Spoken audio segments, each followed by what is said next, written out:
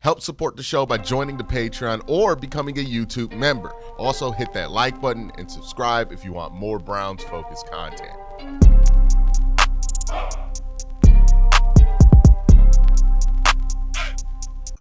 All right, so Josh Colwell asks us a question. He says, with the Chiefs drafting Josh Simmons, who do I like for the Browns at pick 33? There's an interesting dynamic at play here, right? Only two quarterbacks went in the first round. That was Cam Ward and Jackson Dart. Interesting enough for me, those were not two quarterbacks I was fond of personally. So, like, I'm happy with how quarterback has laid itself out. But there are a couple new things that have happened since the last time we talked about the Browns potentially drafting a quarterback. That really does, in my mind, change the math on what it is the Browns could do. Number one, the Browns traded back and got an extra first-round pick for 2026. That matters, right? People ask the question, how is it that you think you're going to get your guy if you're going to wait for 2026? Anytime somebody brought up waiting for 2026, that was the big question about it, right? And now you have your answer.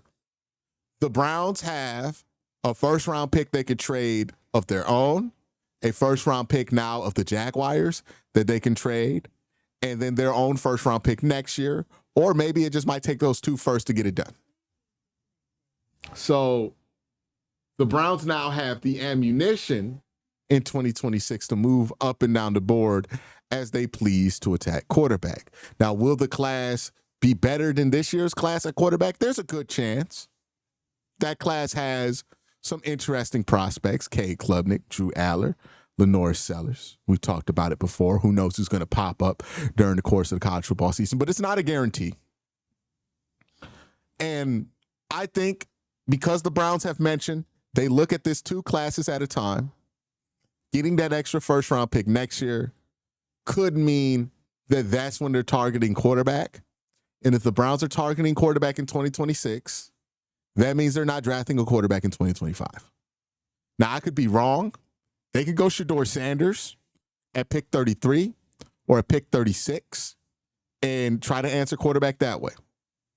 But I tend to think that that means that quarterback not really going to be an option for them.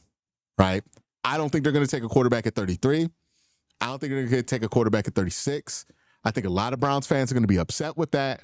We will see what that turns into in the future. Again, your first reaction to a draft is usually the least important one.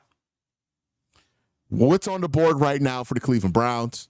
Right now, Mike Green's on the board. He was an edge rusher candidate from Marshall. Now, he does have, I believe, a domestic violence situation that is causing him to fall potentially. So they have to evaluate how they feel about that. The Browns have had a ton of issues of that light in their locker room. Maybe it's not something they're eager to add on. Will Johnson did fall to 33. Will Johnson is falling to 33 because of a medical with his knee. We'll see what happens with him. Luther Burden, who is another guy people thought the Browns could take in the first round before we knew what pick they were going to have. Donovan Izarico, an edge defender. A lot of people love him as well. Trey Amos, Elik Ayamaner still there. Shedeur Sanders, Darius Alexander, and Jalen Milroe. So there's a lot of options there. And I'm not going to lie, the way the board has fallen, I think even Nick Imawari is here, right? Am I tripping on that? Let me double check that. Is Nick still on the board? Yeah, Nick Imawari is still here. Like, there's a lot of good players still available. And that's one of the points, right? If you were going to trade back from 2 to 3 to get an extra second-round pick, the way the board fell today, very fortunate for Cleveland. Because there are a lot of guys left who I think a lot of teams have first-round grades on. Right?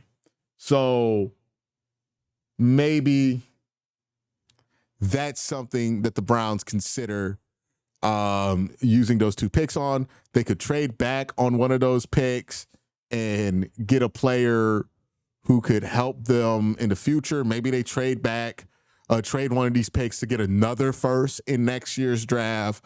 There's a lot they can do. Expect to hear that the Browns are open to offers at 33.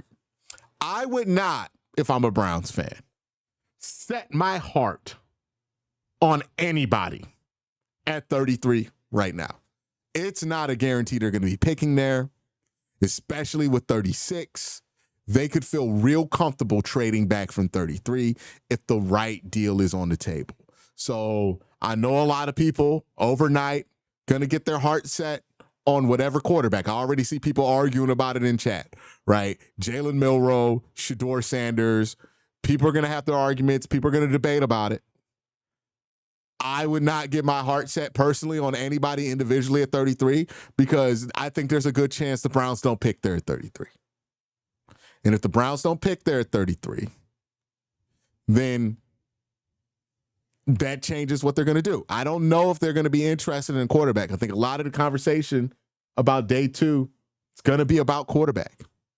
I don't think that's the direction they're going. I think if the Browns really wanted to go quarterback this year, they would have took Travis Hunter at 2, and they would have been aggressive to get their guy in the first. The Browns not trading back into the first. The Browns not taking Travis Hunter at 2. All of that screams to me they aren't taking quarterback this year. We'll see what's true, right? Because I didn't necessarily see the trade coming. So maybe they surprise us and take Shador. But realistically, I just don't think they're taking quarterback. What that leaves us at 2 is a lot of different options, huh? Y'all want to do a mock draft real quick? Let's do a mock draft. Let's see if PFF updates it. Let's see if they update it. Yeah, so we could do second, Browns. I think they kind of do update it. Hold on. Yeah, let's do 7 rounds. Okay, yeah, they do update it. All right, so we could do a mock draft real quick just to demonstrate what could happen here. Let me get desktop here. All right, so right now, this is the situation. All of the actual picks are in. The Browns have the 33rd pick. Let's start the draft. So this is what's available. Mike Green. Mike Green would be a good pick here. I didn't love Mike Green at the top of the first, but in the second, it depends on how you feel about the off the field with him, but he's a fine enough prospect. My only concern with him is that he did play well against Ohio State, but it was in the second half against Ohio State's right tackle, not their left tackle. Ohio State's right tackle wasn't very good last year. So not really sure what that game versus Ohio State really means for him. Luther Burton is there. That's somebody we heard that the Browns might love. Super young guy, 21 years old, 5'11", right? Let's see what the trade offers are coming from, right? Tennessee might want to move up from 35 to 33. Who else? I think San Francisco 43 is too far, and I don't think San Francisco has enough picks to make that interesting. So a lot of options here for the Browns. I think they'll end up trading back. I know nobody's going to like that, but I think it's very possible they end up trading back here, especially if a team like Tennessee is very interested in trading up, probably for a wide receiver or something like that. The thing with Tennessee, they don't really have a ton of picks this year, but what would they be willing to give up next year? So what, maybe 103? 103 is not worth it to move back 3 spots in a second. San Francisco, 43. Can they give you 75? You give them 94? Yeah, I'm not really excited about that either. Let's see, who would the Browns take here realistically? Running back, I don't think anybody really fell at running back. Caleb Johnson, Travion still there. Offensive tackle, I think if Josh Simmons were there, that would be the pick.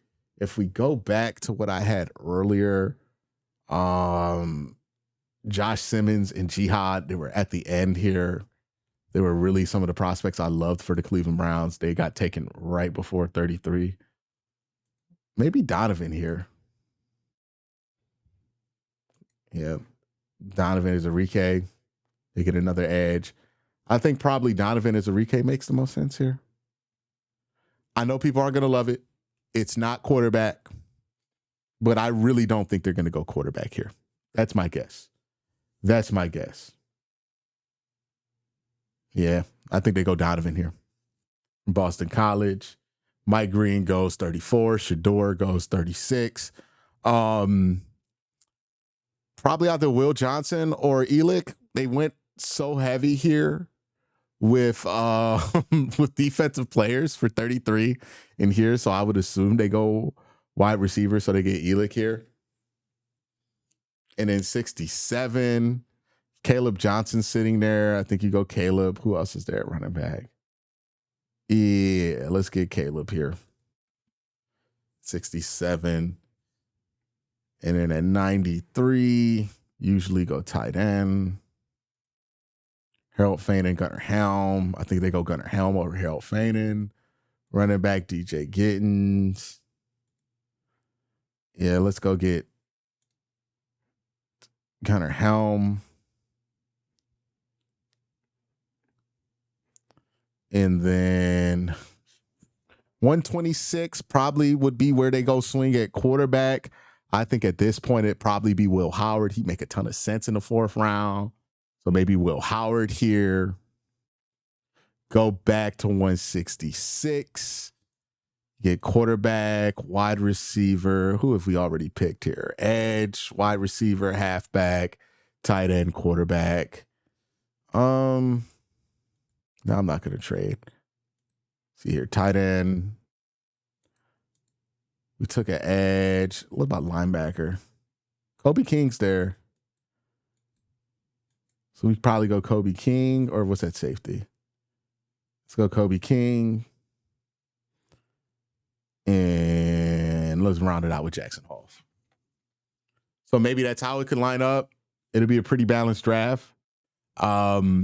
The Browns picked up a first next year. It's not going to be a draft that like sends you home doing the Andrew Berry laser eyes thing, right? It's not going to be a super sexy draft, but it might be a draft in 3-4 years you're glad that they went about. We'll see.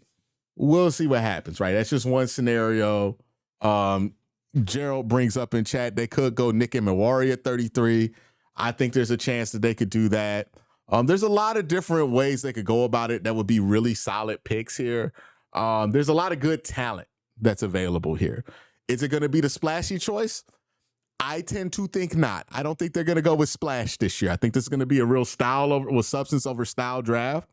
So if you got your heart set on quarterback, I don't think it's going to happen. Like, that's my gut feeling. I have to be honest about that. I don't want to get y'all all excited. Shador fell it there. They might take him. I'm going to be real. I don't think we taking Shador. I don't think we taking Jalen Milroe. I think they told us what they think about this quarterback class in the first round. They traded away from the wide receiver, and then they declined to trade back into the first round to secure a quarterback when they knew that New York was looking to jump him. That tells me that they're not that excited about this class. Maybe they feel like they had elite intel and just knew Shador was going to fall there. But I feel like if you really like Shador and you really love Shador, you probably would have traded up for him. But we'll see what happens. We'll see what happens, who gets drafted where. I'm just going to keep an open mind here and suggest that everybody else keeps an open mind and not get too set on a certain player in a certain spot, because this is going to be, there's a lot of choices here at 33 and 36. So we'll see. But if the Browns can make something happen here, get a pick you're really happy with here at 33 and 36, then it's really going to change how you feel about that trade back. But it's going to be something you're going to have to wait years to really know how we really feel about it truly, regardless of how we feel at the end of the draft or not. That's my thoughts about what's going to happen in the second round. Let me know what you guys think is going to happen in the second round. It's crazy. It's crazy what went down today. But y'all have a great day. Have a better night. Peace.